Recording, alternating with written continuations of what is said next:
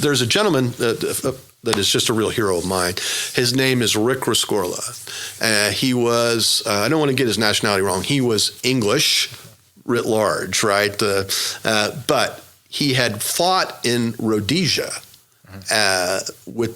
He'd fought in Rhodesia and so had some experience, but he came to the United States and he joins the active duty Army in order to become a citizen.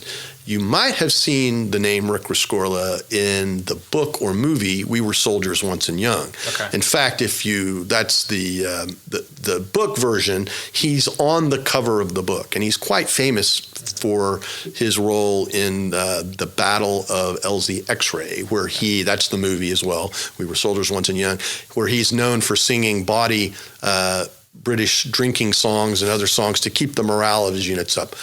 Outstanding combat leader, just an amazing individual, ties to Oklahoma. He comes back to Oklahoma and goes to the University of Oklahoma Law School and is a member of the Oklahoma National Guard at that point. He was my father's OCS officer. Okay. So he helps run the OCS program, and that's the tie-in.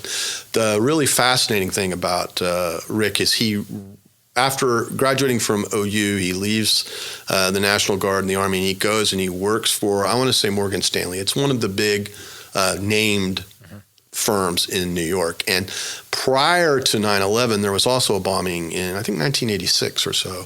But he would always train his people to get out of the building, and he would make these very wealthy, powerful stockbrokers do these battle drills, we call them, to exit the building. So after the first bombing, he's brought in and he evaluates, him and a partner evaluate, and he says, look, if this building gets attacked, it's going to be attacked by a van underground. And that's exactly what happened. And that's an amazing prediction. He makes another more amazing prediction, and this is all documented. He says the next scenario that he was worried about is a plane flying into the World Trade Center. But he suspects that that's significant weakness. Sure enough, 9/11 happens. He gets all of his folks out, everybody safely out. And the hero he is, he returns up the stairs in the World Trade Center to try to save more people and is killed when the second aircraft hits the building. So he's just a real hero of mine. He has a connection to the Oklahoma National Guard. We have an award every year that we give for leadership, the Rick Rescorla Award. And I just think that's indicative of, the kind of person he was and then the kind of person and people that we try to emulate here in the National Guard. Of course, there's many, many World War II and Korean veteran heroes that I could go through, ad nauseum. The 45th Infantry Division. There's a Netflix series. Do you know the name of the series?